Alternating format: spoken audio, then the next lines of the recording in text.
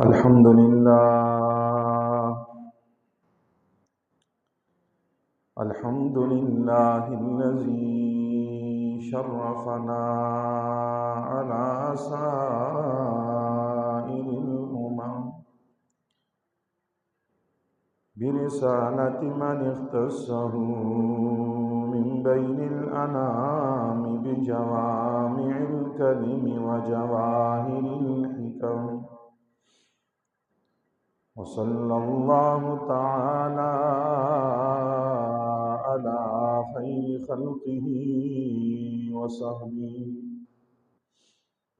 على خير خلقه وصحبه وبارك وسلم. ما نطق اللسان بمدحه ونسخ القلم، أما بعد فأعوذ بالله من الشيطان الرجيم. بسم الله الرحمن الرحيم. والفجر وليال عشر والشفع والوتر والليل إذا يسر. وقال تبارك وتعالى في مقام آخر: إنا أعطيناك الكوثر فصل لربك وانحر إن شانئك هو الأبتر. وعن ابن عباس رضي الله تعالى عنه أنه قال: قال رسول الله صلى الله عليه وسلم: ما من أيام العمل الصالح فيهن أحب إلى الله من هذه الأيام العشر. قالوا يا رسول الله صلى الله عليه وسلم: ولا الجهاد في سبيل الله؟ قال: ولا الجهاد في سبيل الله إلا رجل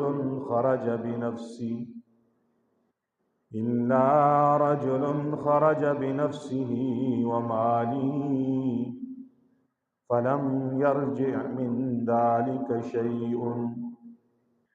وعن أبي هريرة رضي الله تعالى عنه أنه قال: قال رسول الله صلى الله عليه وسلم: ما من أيام أحب إلى الله أن يتعبد له فيها من عشر ذي الحجة، يعدل صيام كل ليلة منها بصيام سنة، وقيام كل ليلة منها بقيام ليلة القدر. صدق الله وصدق رسوله النبي الأمي الكريم، ونحن على ذلك لمن الشاهدين والشاكرين، والحمد لله رب العالمين. إن الله وملائكته يصلون على النبي يا أيها الذين آمنوا صلوا عليه وسلموا تسليما. اللهم صل على سيدنا ومولانا محمد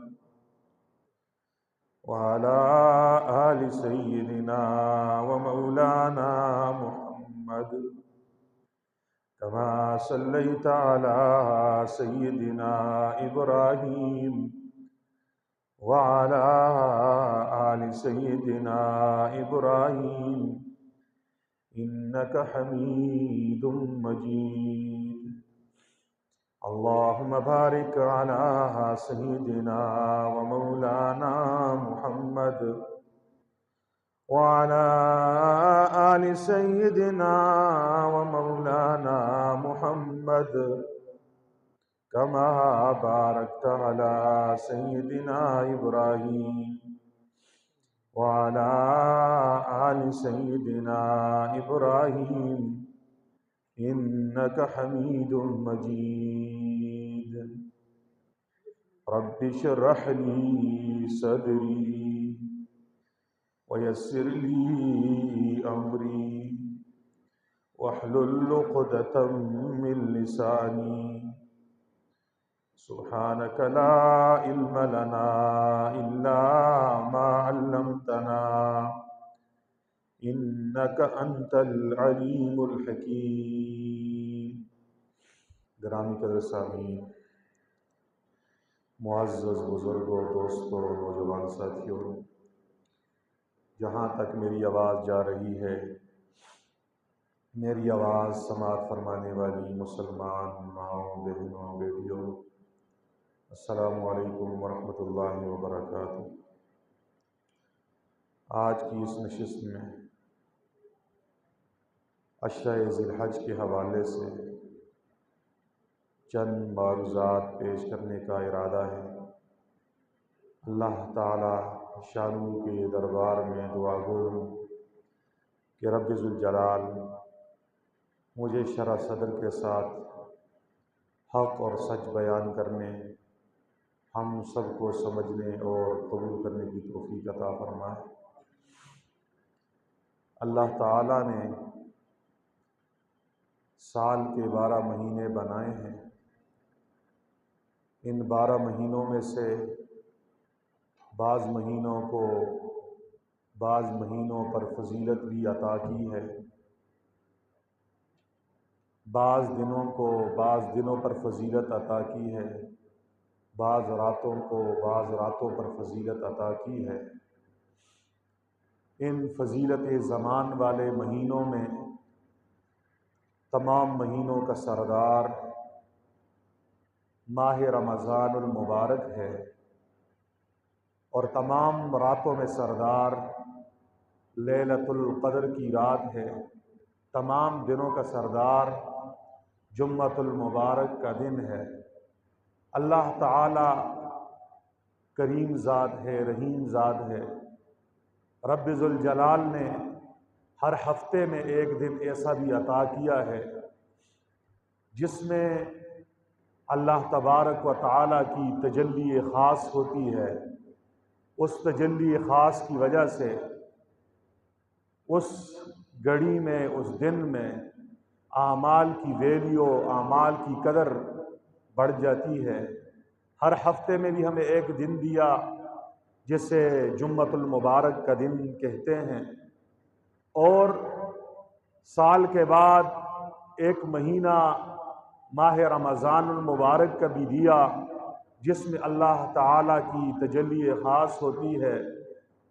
پھر رمضان کے بعد رب ذوالجلال نے بالترتیب 3 مہینے ہمیں مزید فضیلت والے دیے ہیں، جنہیں اشہر حج کہتے ہیں۔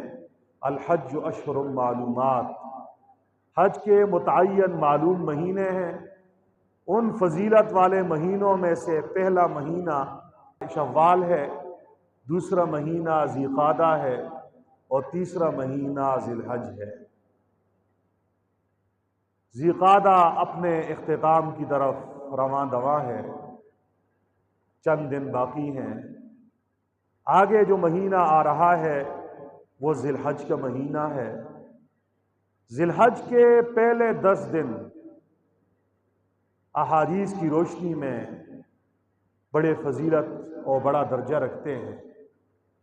قرآن کریم کی جو آیات کریمہ میں نے آپ حضرات کے سامنے تلاوت کی ہیں، اس میں اللہ جل شانہ نے والفجر ولیال عشر والشفع والوتر واللیل اذا یسر، یہ قسمیں اٹھا کر اس عشرہ ذی الحج کی فضیلت کو بیان کیا ہے۔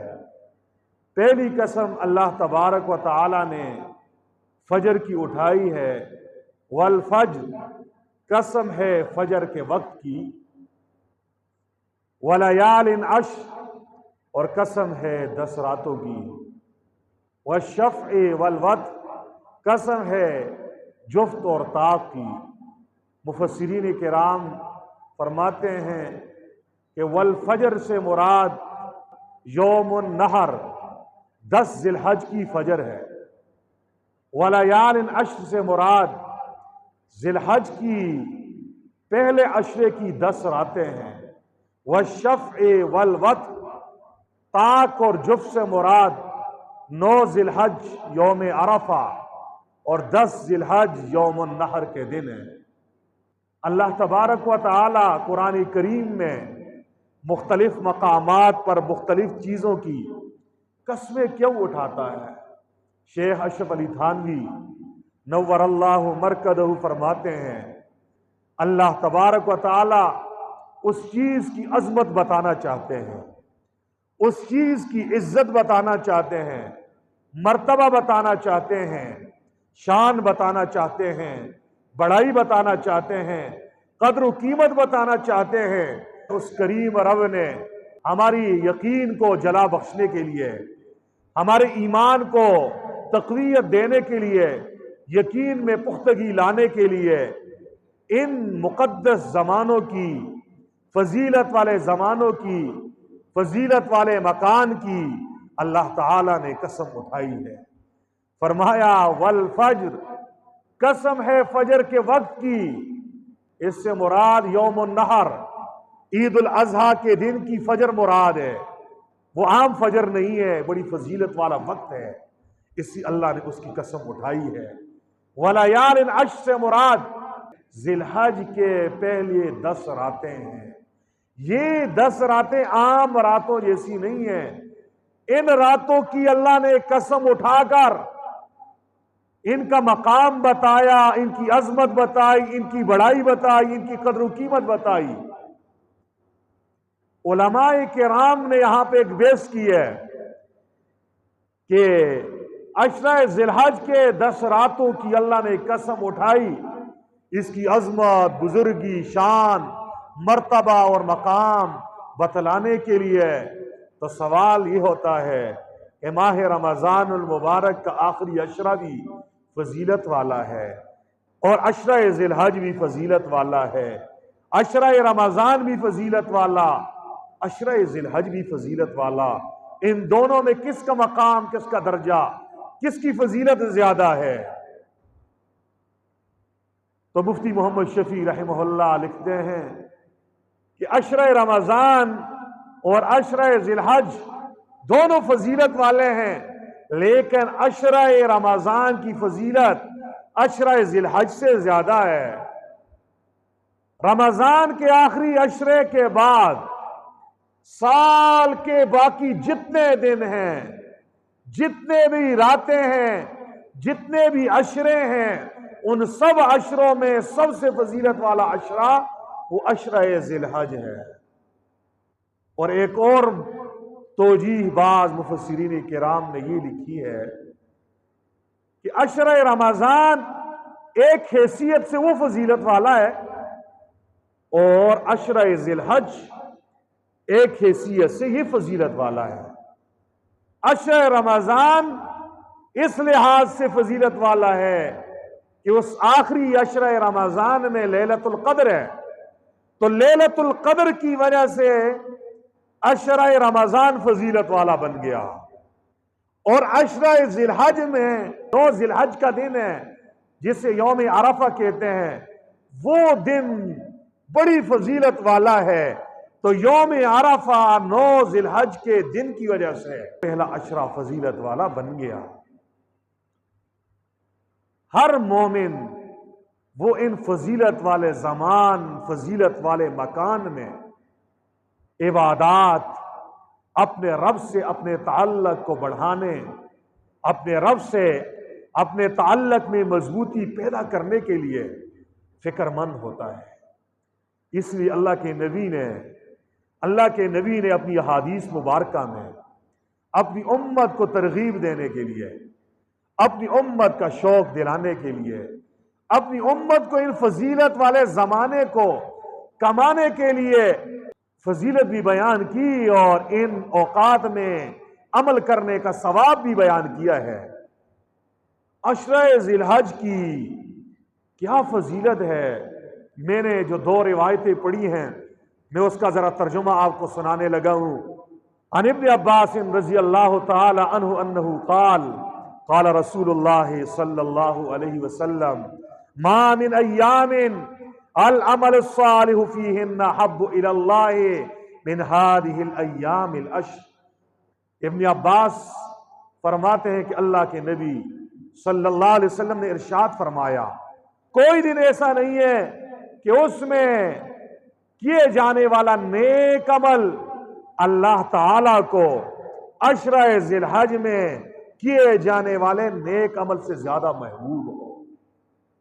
अल्लाह को नेकियों में से सबसे महबूब नेकी वो है जो ज़िलहज के पहले 10 दिनों में की जाए। अल्लाह ताला को बकिया दिन की नेकियों से अशरा ज़िलहज की दिनों में की जाने वाली नेकी ज्यादा महबूब है। सहाबा रिज़वानुल्लाह ताला अलैहिम अजमईन ने सवाल किया, क़ालू या रसूल अल्लाह, अल्लाह के नबी अल्लाह के रसूल, वलल जिहाद फी सबीलिल्लाह, अशरा ज़िलहज में की जाने वाली नेकी अल्लाह को जिहाद से ज्यादा महबूब है। क़ाल वलल जिहाद फी सबीलिल्लाह, अल्लाह के नबी ने फरमाया जी हाँ, जिहाद से भी ज्यादा महबूब है। फिर अल्लाह के नबी ने एक इस्तिस्ना की, फरमाया हाँ वो मुजाहिद इल्ला रजुलन खरज बिनफ्सी व मालिही, वो मुजाहिद जो अपनी जान और अपने माल के साथ अल्लाह के रास्ते में निकला, फलम यरजी मिन ज़ालिक शैअन, अल्लाह के रास्ते में लड़ता गया, जान की कुर्बानी भी दे गया, माल भी कुर्बान कर गया। फरमाया हाँ उस मुजाहिद का अजर अशरा ज़िलहज में नेकी करने वाले की नेकी से ज्यादा अल्लाह को पसंद है। लेकिन वो मुजाहिद कौन है जो अपनी जान कुर्बान कर देता है? सिर्फ जान नहीं कुर्बान, अपना माल जो मैदानी जिहाद में ले गया, घोड़ा ले गया, तलवार ले गया, ज़रा ले गया, नेजा ले गया, बंदूक ले गया, असला ले गया, जान भी दी और अपना माल भी कुर्बान कर दिया। फरमाया उस मुजाहिद का अजर अशरा ज़िलहज में की जाने वाली नेकी से ज्यादा है और उसका अमल अल्लाह को ज्यादा महबूब है। उसके अलावा जितनी भी नेकियां हैं, जितने भी महीनों में करो, जितनी भी रातों में करो, उन नेकियों से अशरा ज़िलहज में की जाने वाली नेकी का सवाब ज्यादा है, वो अल्लाह को ज्यादा महबूब है। अल्लाह को ज्यादा ये फजीलत वाला वक्त आ रहा है। अल्लाह हम सबको नसीब फरमाए, कदरदान भी बनाए, कमाने वाला भी बनाए, समझ भी नसीब फरमाए। हाँ, दुनिया के 2 टक्कों के लिए जहां पे 2 रुपए ज्यादा मिलते हैं, हम ना दिन देखते हैं, ना रात देखते हैं, न गर्मी देखते हैं, न सर्दी देखते हैं, ना ही वतन देखते हैं, ना परदेश देखते हैं, ना हलाल देखते हैं, ना हराम देखते हैं, ना जायज देखते हैं, ना नाजायज देखते हैं। बस हम अब दिरहम व दीनार माल के ऐसे बंदे बन चुके हैं, माल के लिए सब कुछ करने के लिए तैयार हैं, लेकिन हम अब्दुल्ला नहीं हैं, हम अब्दुल रहमान नहीं हैं, हम अल्लाह के बंदे, रहमान के बंदे नहीं है। हकीकी मानों में होते तो इन दिनों के अंदर नेकियों के हम हरीस बन जाते हैं। सहाबा किराम रिज़वानुल्लाह ताला अलैहिम अजमाइन जब फजीलत को सुनते हैं, उस फजीलत को हासिल करने के लिए बेताब हो जाते हैं, बेकरार हो जाते हैं, तड़प जाते हैं, किस तरह इस फजीलत को हम हासिल करेंगे। हाँ, तभी तो वो सहाबा फजीलत सुनने के बाद उन्होंने सारा माल अल्लाह के रास्ते में दिया, सारी जिंदगी दीन के लिए कुर्बान कर दी, बीवी बच्चों को छोड़ा, घर बार को छोड़ा, जायदाद को छोड़ा, शहर को छोड़ा, रिश्तेदारी को छोड़ा, सबको छोड़ा, रब के साथ रिश्ता निभाया। आज हमें ये नहीं कहा जा रहा कि जाओ और आप जान की कुर्बानी दे दो।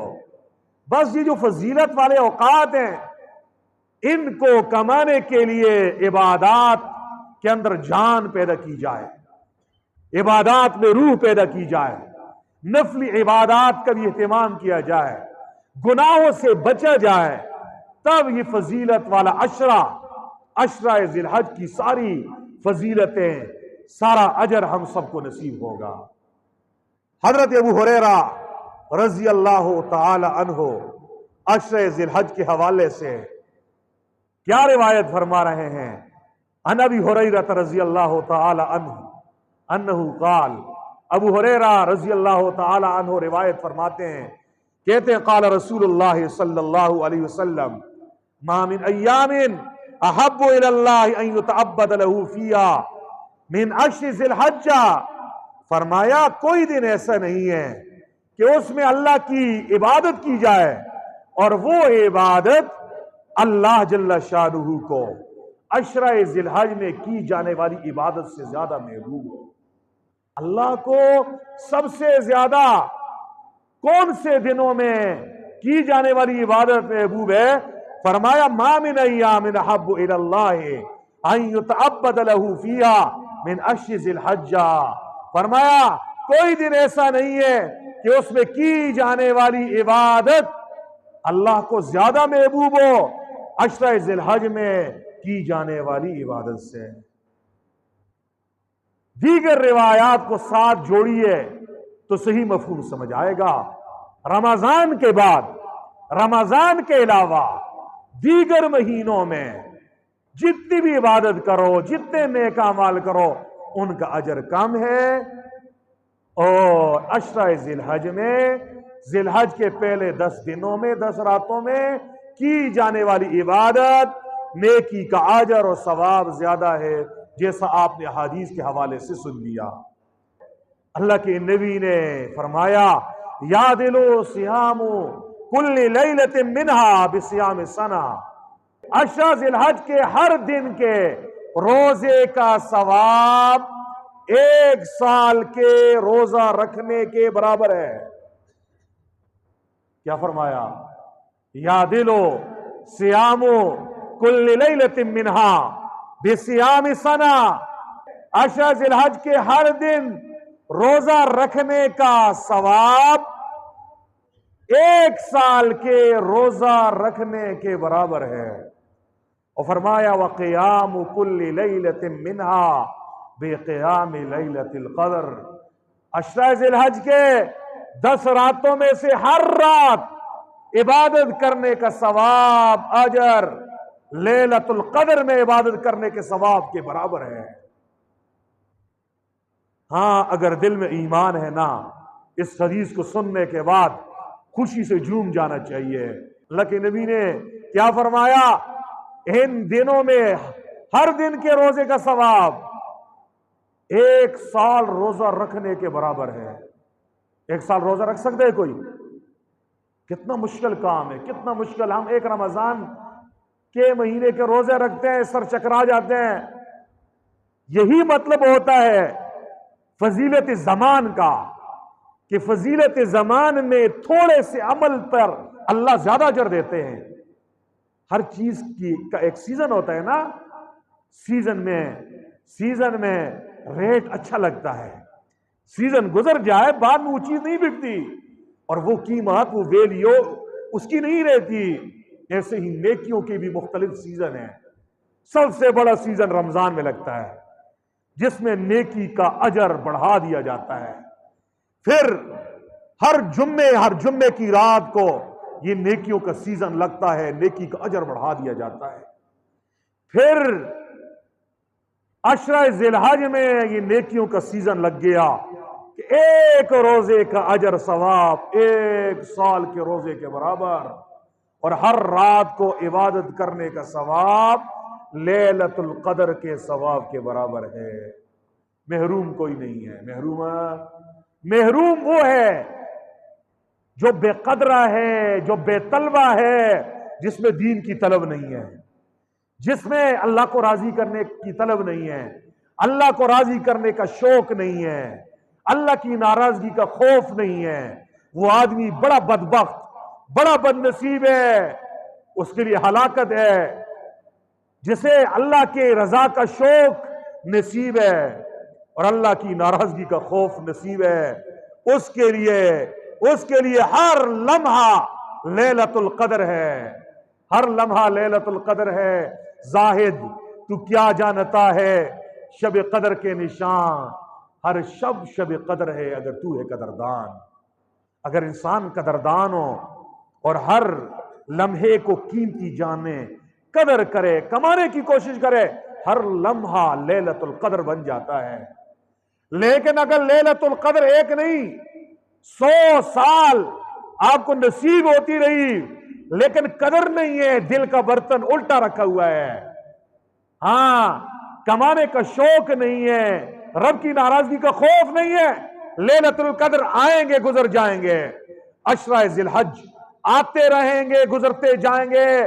کمانے والے عشرہ ذی الحج میں روزے بھی رکھیں گے، رات کو مصلی پہ کھڑے ہو کر قرآن بھی سنائیں گے، دعا کے لیے ہاتھ اٹھا کر آنسو بھی بہائیں گے، قرآن کی تلاوت بھی کریں گے، صدقے خیرات بھی کریں گے، نیکیاں بھی کریں گے، اس عشرہ ذی الحج کو کما کر اپنے رب کی رضا کو حاصل کر لیں گے۔ اللہ کے نبی صلی اللہ علیہ وسلم نے یہ فضیلتیں مزے لینے کے لیے نہیں بیان کی، یہ جو ثواب بیان کی ہے یہ مزے لینے کے لیے نہیں ہے، یہ عمل کرنے کے لیے ہے۔ آج امت کا مزاج بگڑ چکا ہے، ہم واعظ سنتے ہیں، بیان سنتے ہیں، تقریر سنتے ہیں، مزے لینے کے لیے ہے۔ ہم کہتے ہیں جی مولوی صاحب نے بہت مزیدار تقریر کی، جی خطیب صاحب نے بڑا سر لگایا، خطیب صاحب نے بڑے لچھے دار بڑی شاندار تقریر کی۔ اپنے دل سے ذرا پوچھئے آپ کے دل پر اس بیان کا کیا اثر ہوا؟ بولنے والا بھی اپنے دل سے پوچھے، جب تو عوام الناس سے کہہ رہا تھا تیرے دل نے اللہ کے نبی کی اس حدیث کو سن کر کیا پایا کیا کھویا؟ تیرا دل بدلا یا نہیں بدلا؟ اللہ کے نبی نے یہ فضیلتیں بیان کر کے ہمارے اوپر سخاوت کی ہے، میری امت کا مال ہے۔ اس لیے اس عشرہ ذی الحج کو میں نے اور آپ نے عبادات کے ساتھ اعمال کے ساتھ کمانا ہے۔ پہلا عمل جو عشرہ ذی الحج میں ہم سب نے کرنا ہے وہ یہ ہے کہ عشرہ ذی الحج کا چاند نظر آنے کے بعد فوراً سب حضرات نے وضو کر کے 2 رکعت صلاۃ توبہ پڑھ کر دل سے اپنی زندگی کے تمام گناہوں پر، صغیرہ گناہ ہوں یا کبیرہ ہوں، دن کو کیے ہوں یا رات کو کیے ہوں، جان بوجھ کے کیے ہوں یا غلطی سے ہوئے ہوں، حقوق اللہ ہوں یا حقوق العباد ہوں، سب پر دل سے نادم ہو کر توبہ کرنی ہے۔ توبہ لوٹنے کو کہتے ہیں، توبہ ندامت کو کہتے ہیں، توبہ پشیمانی کو کہتے ہیں، تاکہ اس عشرہ ذی الحج کا استقبال ہم صاف ستھرے ہو کر کریں، صاف ستھرے ہو کر پہلے والے سارے گناہ معاف کروا کر۔ تو اس کے لیے پہلا کام جو ہم نے کرنا ہے وہ ہم نے توبہ کرنی ہے۔ متعدد بار میں نے توبہ کا طریقہ بتا دیا ہے کہ توبے کے اندر 5 کام ہوتے ہیں، 5 اس کے شرائط ہیں، 5 ستون ہیں، 5 ارکان ہیں۔ پہلی شرط یہ ہے جتنے گناہ ہو چکے ان پہ پشیمان ہو جاؤ۔ یہ نہیں ہے کہ دل ذوق گناہ سے پر ہے، دل گناہ کر کے مزے لے رہا ہے اور زبان سے کہتے ہو میری توبہ میری توبہ میری توبہ، اس توبے پر توبے کو بھی ہنسی آ رہی ہوتی ہے۔ یہ نہیں ہے، دل نادم ہو، دل پشیمان ہو، دل پریشان ہو کہ میں نے اپنا خسارہ کیا، نقصان کیا، اپنے آپ کو تباہ کر دیا۔ یہ پہلی شرط ہے ندامت۔ دوسری شرط یہ ہے فی الحال ان تمام گناہوں کو چھوڑ دو، فی الحال ان تمام گناہوں کو چھوڑ دو۔ تیسری شرط یہ ہے آئندہ نہ کرنے کا پکا ارادہ ہو کہ آئندہ میں ان گناہوں کے قریب نہیں آؤں گا۔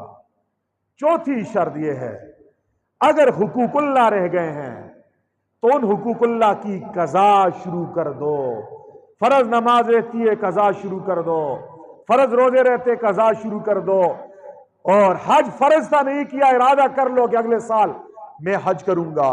हुकूकुल्लाह रहते हैं, हुकूकुल्लाह की कज़ा करो, और हुकूक इबाद रहते हैं तो मुआफ करवा दो, जाकर उसके पांव पकड़ो, मिन्नत करो मुझे मुआफ कर दो, माली हक मारा है माल दे दो, जबान से तकलीफ दी है जबान से मुआफी मांगो।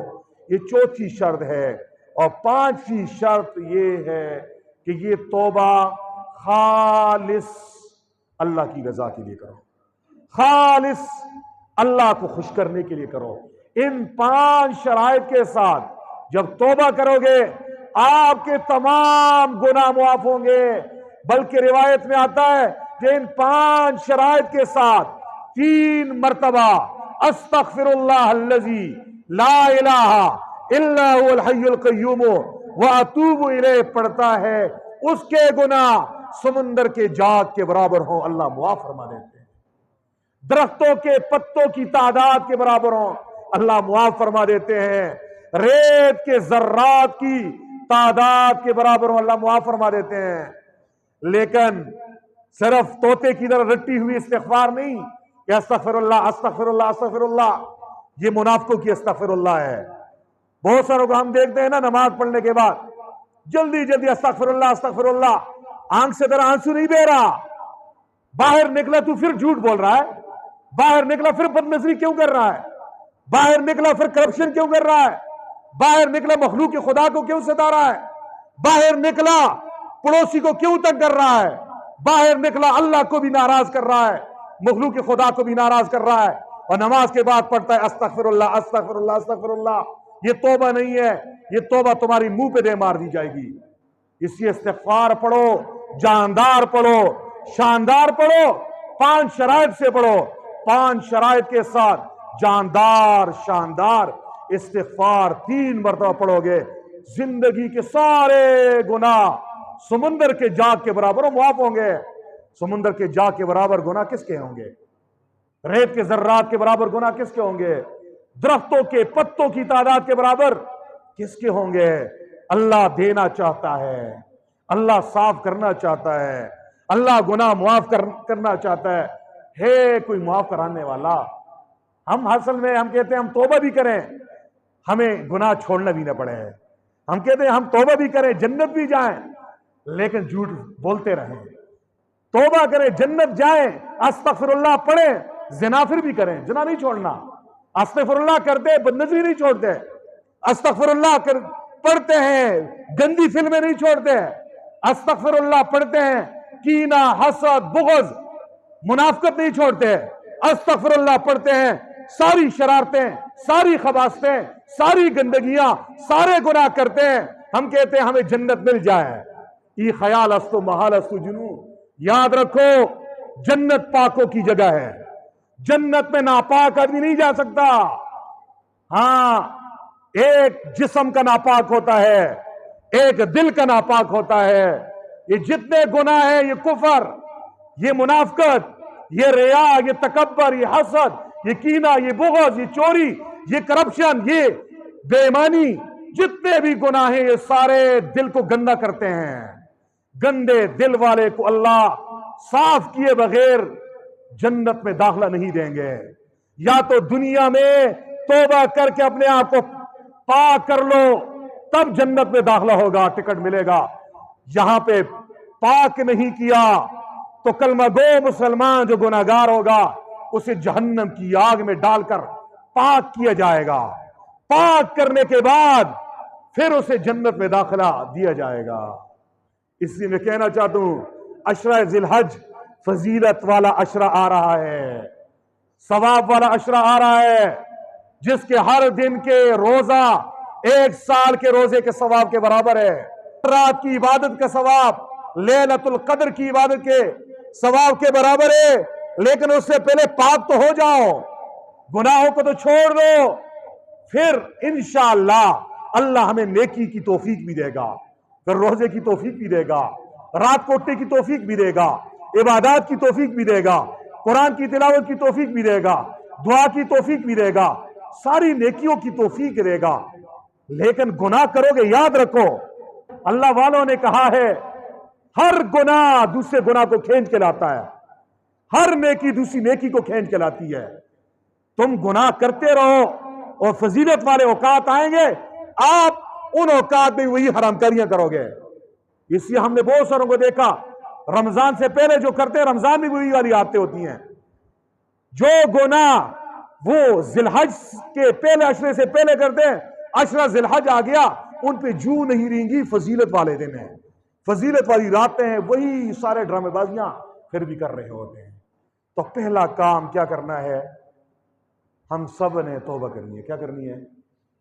دوسرا عمل جو عشرہ ذی الحج کے حوالے سے، وہ حضرات جنہوں نے قربانی کرنی ہے ان کے لیے مستحب یہ ہے کہ ذی الحج کا چاند دیکھنے کے بعد وہ اپنے ناخن نہ کاٹیں اور اپنے بال نہ کاٹیں، نہ ہی بال کاٹیں اور نہ ہی ناخن ترشوائیں۔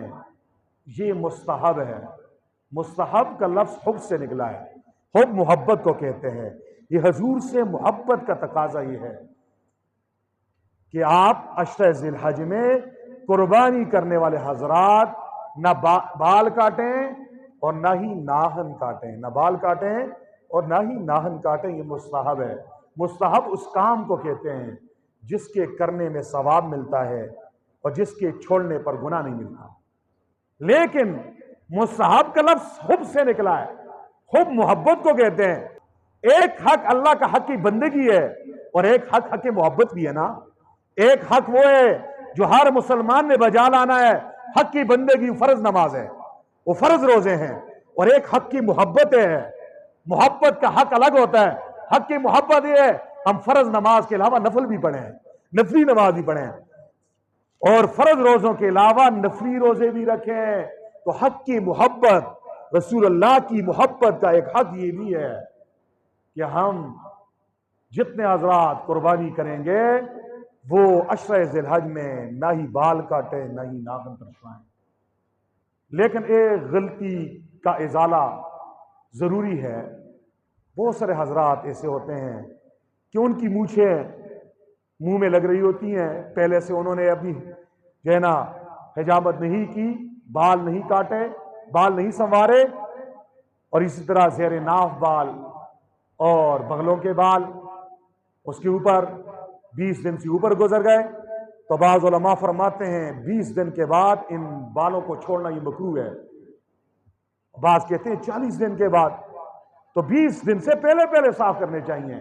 اب اگر اس آدمی کا 20 دن پورے ہو گئے ہیں، ادھر سے ذی الحج کا چاند نظر آ گیا، اب یہ ادھر سے یہ کہتا ہے میں نے یہ مستحب پر عمل کرنا ہے، اس مستحب پر عمل کرنا کوئی دین نہیں ہے۔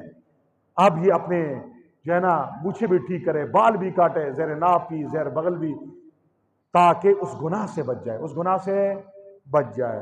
بال اور ناخن کاٹنے کے حوالے سے اللہ کے نبی نے ارشاد فرمایا کہ تم میں سے جو آدمی قربانی کرنے کا ارادہ رکھتا ہے اس کے لیے یہ بات درست نہیں ہے کہ ذی الحج کا چاند دیکھنے کے بعد وہ اپنے بال کاٹے، ناخن کاٹے۔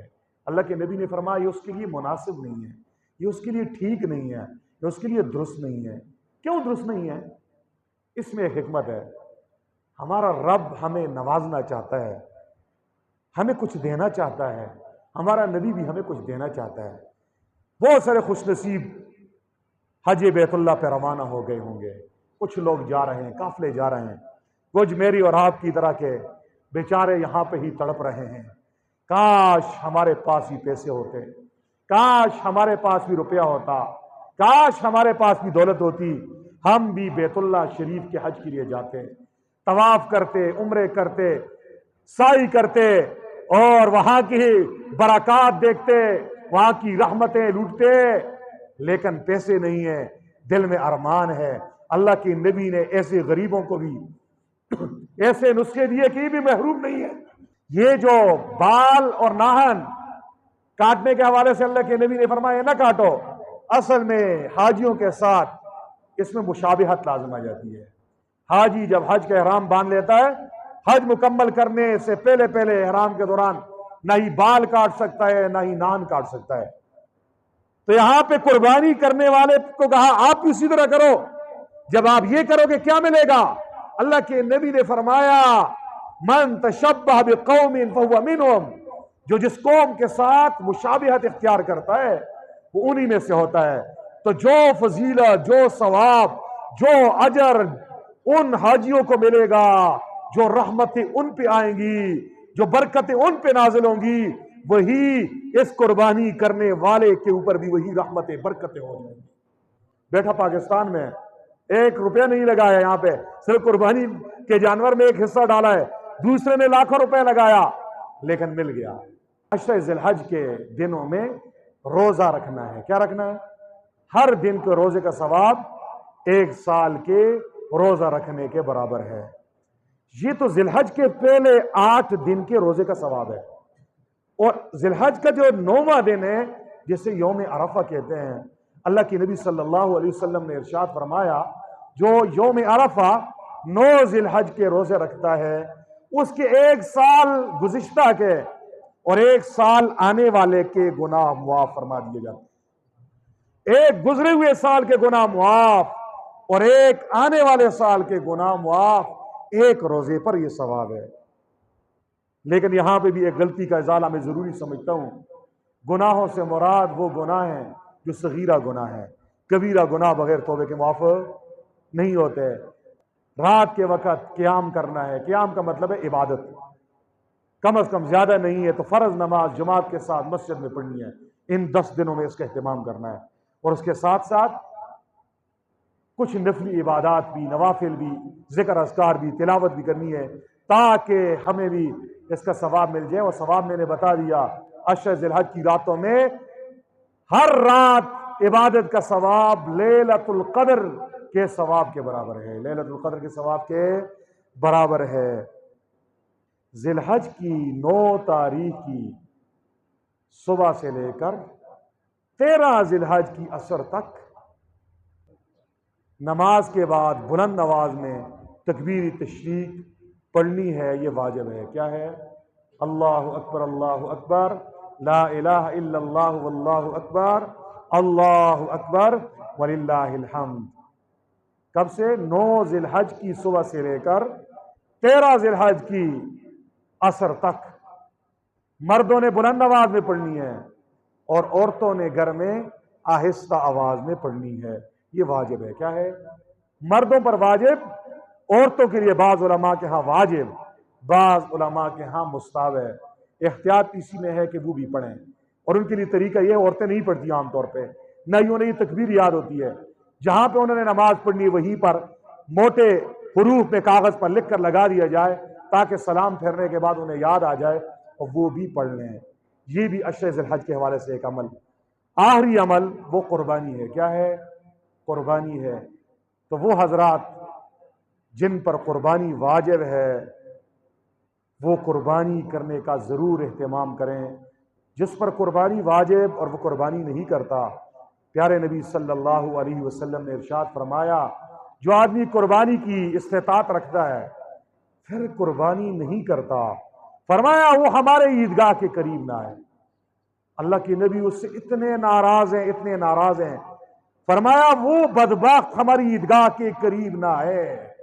حالانکہ حضور کے زمانے میں امن کا دور تھا، رحمتوں برکتوں کا دور تھا، پیار کا دور تھا، حیا کا دور تھا، تو عورتیں بھی عیدگاہ میں آتی تھی دعا میں شرکت کے لیے، بچے بھی آتے تھے، بوڑھے بھی آتے تھے، سارے آ جاتے تھے عیدگاہ کے کھلے میدان میں اللہ کے نبی کے زمانے میں۔ لیکن اللہ کے نبی نے اپنے زمانے میں یہ جملہ ارشاد فرمایا جو آدمی قربانی کی استطاعت رکھتا ہے، قربانی کر سکتا ہے نہیں کرتا، فرمایا ہماری عیدگاہ کے قریب نہ آئے۔ اور قربانی کس پر واجب ہے؟ 2 لفظوں میں بتا دیتا ہوں۔ ہر مالدار پر واجب ہے، جو مسلمان ہو اس پر واجب، مرد ہے یا عورت ہے اس پر واجب ہے۔ یہ ہر فرد کی طرف سے ہے، گھر کی طرف سے نہیں ہے۔ ہمارے ہاں ایک یہ بھی بہت بڑی مصیبت ہے، گھر میں سارے صاحب نصاب مالدار ہیں، سب کے پاس 52.5 تولہ چاندی کی مالیت کے برابر مال ہے، یا نقدی کی صورت میں ہے، یا سونے کی شکل میں ہے، یا مال تجارت کی شکل میں ہے، یا ضرورت سے زیادہ سامان کی شکل میں ہے یا ان 5 چیزوں کے مجموعے کی شکل میں ہے، لیکن گھر میں موجود ہے، بیوی کے پاس اتنا مال، ماں کے پاس اتنا مال، والد کے پاس اتنا مال، 4 بھائیوں کے پاس اتنا مال، اور ایک حصہ ڈال دیا مریل گائے میں، خاتم طائی کی قبر کو لات مار دی، او ہم نے بھی جو ہے نا قربانی کر دی، یہ ایک کی طرف سے ہوگی، باقی سارے گناہگار ہوں گے۔ یہ قربانی واجب ہے احناف کے ہاں، قربانی واجب ہے۔ اللہ نے اپنے نبی سے کہا انا آتیناک الکوثر، اے نبی ہم نے آپ کو کوثر عطا کی ہے، فصلی لربک وانحر، نماز بھی پڑھیے قربانی بھی کیجیے، آرڈر ہے، اللہ نے اپنے نبی کو آرڈر کیا ہے، امر کیا ہے، حکم کیا ہے، وانحر، قربانی کر۔ علماء فرماتے ہیں امر وجوب کے لیے آتا ہے، قربانی واجب ہے، جو واجب کو چھوڑتا ہے وہ ایسے ہی گناہگار ہے جیسے فرض کا چھوڑنے والا گناہگار ہے۔ اس لیے اپنے اثاثوں پہ نظر کرنی ہے، اپنا حساب کتاب کرنا ہے، بینک میں کتنا پیسہ پڑا ہے اس کا حساب کرو، نقدی پیسہ آپ کے پاس کتنا ہے اس کا حساب کرو۔ ہر آدمی اپنے قبضے میں جو اس کی مالیت ہے، جس کا وہ مالک ہے، اپنی ملکیت والی دولت کا حساب لگائے۔ اگر 5 چیزیں، سونا، چاندی، نقدی، مال تجارت، ضرور سے زائد سامان، یہ 5 چیزیں ہیں جو نصاب میں آتی ہیں، سونا، چاندی، نقدی، مال تجارت، ضرور سے زائد سامان۔ اگر یہ 52.5 تولے چاندی کی مالیت تک پہنچتی ہیں، 1 چیز پہنچتی ہے، 2 پہنچتی ہیں، 3 پہنچتی ہیں، 4 پہنچتی ہے، 5 پہنچتی ہیں، ملاؤ پہنچتی ہیں، تو اس آدمی پر قربانی واجب ہے۔ کیا ہے؟ باپ کے پاس اتنے اس پر الگ قربانی واجب، بیٹوں کے پاس اتنے الگ واجب، عورتوں کے پاس زیورات ہوتا ہے اور مہر میں لکھ لیتے ہیں، مالک بن گئی ہے نا، زیور اگر پہنتی ہے تو قربانی واجب۔ اور عورتیں ایک اور اپنی طرف سے مفتیاں بن چکی ہوتی ہیں، کہتی ہیں یہ زیور ہم استعمال بھی کرتی ہے، شادی میں، عید کے دن پہنتے ہیں، اور پہننے والے زیورات پر نہ زکوٰۃ ہے، نہ اس کی وجہ سے قربانی واجب، نہ فطرانہ واجب، تو اپنی طرف سے یہ مسئلہ انہوں نے گھڑا ہے۔ تو یاد رکھو، نہ سمجھاؤ، زیور پہنو تب، صندوق میں رکھو تب، بینک میں رکھو تب، جہاں پہ بھی ہو، اگر نصاب کے برابر ہے قربانی واجب ہے، قربانی واجب ہے۔ انشاءاللہ اگلے جمعے کو قربانی کے حوالے سے مزید مسائل اور اس کے فضائل پر گفتگو ہوگی۔ احباب سے گزارش ہے احباب وقت پہ آئیں۔ وآخر دعوانا ان الحمدللہ رب العالمین۔